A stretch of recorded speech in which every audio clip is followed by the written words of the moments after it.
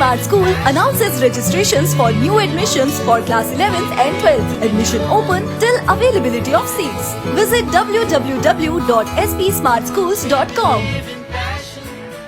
जम्मू हवाई अड्डे के टेक्निकल एरिया में तड़के सुबह 1:40 पर 2 विस्फोट होने की सूचना मिली, जिसके बाद बम डिस्पोजल स्क्वाड और फॉरेंसिक टीमें मौके पर पहुंची।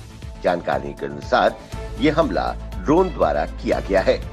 वहीं Indian air force media coordination centre ने घटना के आधार पर सतर्कता बढ़ा दी है। जम्मू स्थित defence PRO lieutenant colonel Devendra Anand ने विस्फोट की पुष्टि की। जम्मू वायुसेना स्टेशन के अंदर विस्फोट की खबरें थी। किसी भी कर्मियों को चोट नहीं आई है या किसी इक्विपमेंट को कोई नुकसान नहीं हुआ है। श्रीनगर में आतंकियों की हताशा साफ नजर आ रही है। आतंकियों ने श्रीनगर के बबरशाह इलाके में सीआरपीएफ के बंकर को निशाना बनाकर ग्रेनेड से हमला किया। निशाना चूक गया और ग्रेनेड सड़क पर जा फटा। इस हमले में एक नागरिक की मौत हो गई, जबकि 3 अन्य मकामी लोग घायल हो गए, जिन्हें तुरंत उपचार के लिए अस्पताल में भर्ती कराया गया है। पूरी घटना सीसीटीवी कैमरे में कैद हो गई। पाकिस्तान पर भारत के 1971 की युद्ध की विजय का प्रतीक स्वर्णिम विजय वर्ष मशाल लुलाब घाटी पहुंची। 1971 के महायुद्ध में पाकिस्तान पर भारत की जीत के 50 साल पूरे होने के उपलक्ष्य में गुज्जर पट्टी में इसका भव्य स्वागत किया गया। मशाल के लुलाब घाटी पहुंचने पर कमांडिंग ऑफिसर 28 RR ESM और स्कूल के बच्चों द्वारा इसे रिसीव किया गया। मशाल के भव्य स्वागत के बाद गुज्जर पट्टी में उस युद्ध के शहीद नायकों को श्रद्धांजलि अर्पित की गई। वहीं स्कूली बच्चों द्वारा राष्ट्रीय एकता और देशभक्ति पर सांस्कृतिक कार्यक्रम का भी आयोजन किया गया। इस कार्यक्रम में वीर नारियों, पूर्व सैनिकों, गणमान्य नागरिकों, डीडीसी सदस्यों, पुलिस अधिकारियों समेत प्रशासनिक के आला अधिकारी मौजूद थे। प्रधानमंत्री नरेंद्र मोदी की दिल्ली में केंद्र शासित प्रदेश जम्मू कश्मीर के नेताओं से सर्वदलीय बैठक को हुए अभी कुछ ही वक्त गुजरा है। अब केंद्र सरकार की ओर से कारगिल लद्दाख के नेताओं व समाज सेवकों को बैठक का आमंत्रण मिला है। बैठक 1 जुलाई को होगी।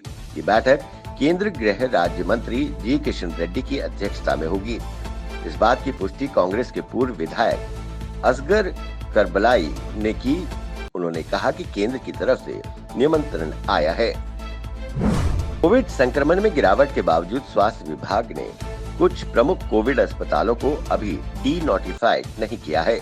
इन अस्पतालों में ओपीडी सेवा बहाल न होने से मरीज परेशान हैं।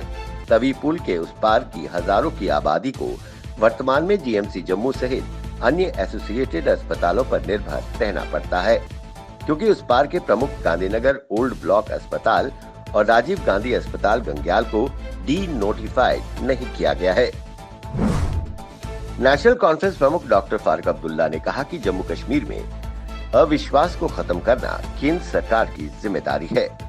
वहीं उनके बेटे पूर्व मुख्यमंत्री उमर अब्दुल्ला ने कहा कि उन्हें केंद्र का फॉर्मूला मंजूर नहीं है। विधानसभा चुनाव करवाने से पहले जम्मू कश्मीर का राज्य का दर्जा बहाल किया जाए।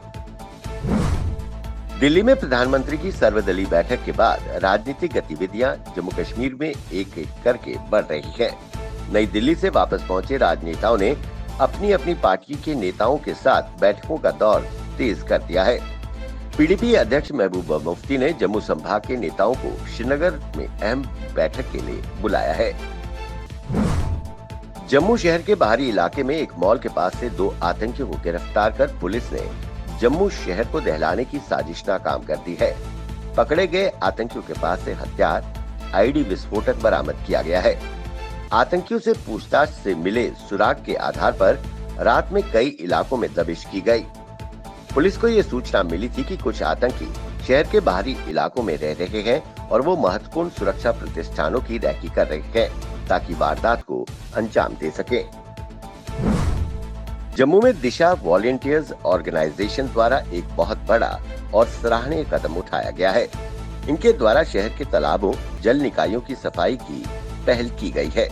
इस मौके पर मेयर चंद्रमोहन गुप्ता, पार्षद कमल सिंह जुम्बाल, राजकुमार त्रिखान, नीना गुप्ता ने छन्नी रामा के वार्ड नंबर 39 में एक तालाब की सफाई कार्य को शुरू करवाया।